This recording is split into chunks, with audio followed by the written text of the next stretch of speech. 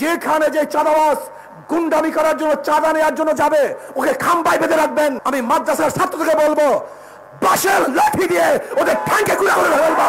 এই 5ই আগস্টের পরে যে বৈষম্য বিরোধী আন্দোলন করেছিলাম, সংগ্রাম করেছিলাম, মানুষকে মুক্তি দেব, মানুষের কল্যাণ করব, সেই সমস্ত নির্যাতিত মানুষের মুখের মধ্যে হাসি ফুটাবো। যারা ক্ষুধার্ত তাদের ক্ষুধা নিবারণ করব, যারা বস্ত্রহীন তাদেরকে বস্ত্রের ব্যবস্থা করব, যারা গৃহহীন তাদেরকে গৃহের ব্যবস্থা করব, যারা অসুস্থ অবস্থায় চিকিৎসাবিহীন ধুকে ধুকে মরছে তাদেরকে সুচিকিৎসার ব্যবস্থা করব। কিন্তু আমরা কি দেখলাম? আবারও লুট, আবারও দখলদারি, আবারও চাঁদাবাজি, আবারও গুন্ডামি, আবারও বদমাশি। এর জন্য ছাত্র জনতা জীবন দেয় নাই, এর জন্য ছাত্র জনতা রক্ত দেয় নাই, এর জন্য আমার ভাইয়েরা পঙ্গু হয় নাই। আমরা চাই না দেশে সন্ত্রাস থাকুক, আমরা চাই না দখলদারি থাকুক। আমি সবাইকে বলবো যেখানে যেই গুন্ডা, যেখানে যে চাঁদাবাজ গুন্ডামি করার জন্য চাঁদা নেওয়ার জন্য যাবে ওকে খাম্বায় বেঁধে রাখবেন, সবাই খাম্বায় বেঁধে রাখবেন, আমাদেরকে খবর দিবেন।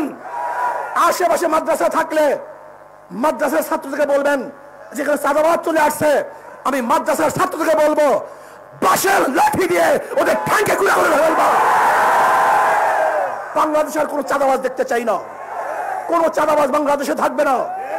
আজকে মাদ্রাসার ছেলেরা তোমরা মুজাহিদ, তোমরা সাহসী, তোমাদের বুকের মধ্যে কলিজার মধ্যে ঈমান লালন করো, তোমরা নির্ভীক।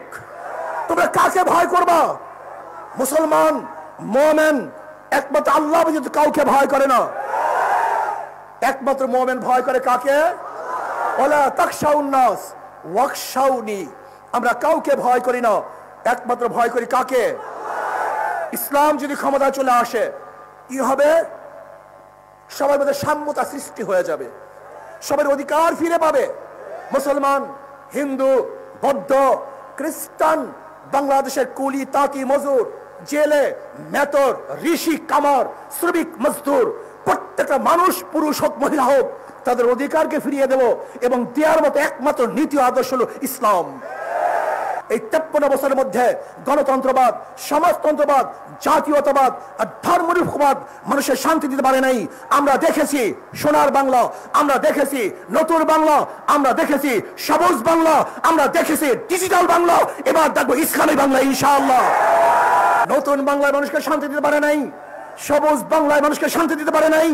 আসো এবার সম্মিলিত ভাবে ইসলামী বাংলা করব, যেই বাংলায় প্রত্যেকটা মানুষের অধিকারকে ফিরিয়ে দিবে, সমস্ত মানুষ শান্তি ভোগ করতে পারবে ইনশাআল্লাহ।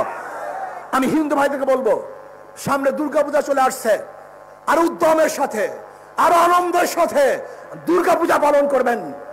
আওয়ামী লীগের আমলে যেইভাবে দুর্গাপূজা পালন করছেন তার চেয়ে ওজন এবার দুর্গাপূজা উৎসব আপনারা বেশি করতে পারেন। কিন্তু মনে রাখতে হবে ধর্ম যার যার, উৎসব তার তার। ধর্ম যার যার, উৎসব তার তার, ঘোলাবেন না। আর দুর্গা পূজা নিয়ে কেউ যদি রাজনীতি করতে চায়, চক্রান্ত করতে চায়, ইসলামী আন্দোলন বাংলাদেশের প্রত্যেকটা নেতা কর্মী অত্যন্ত প্রহরী অবস্থা আছে, তারা পাহারা দিবে।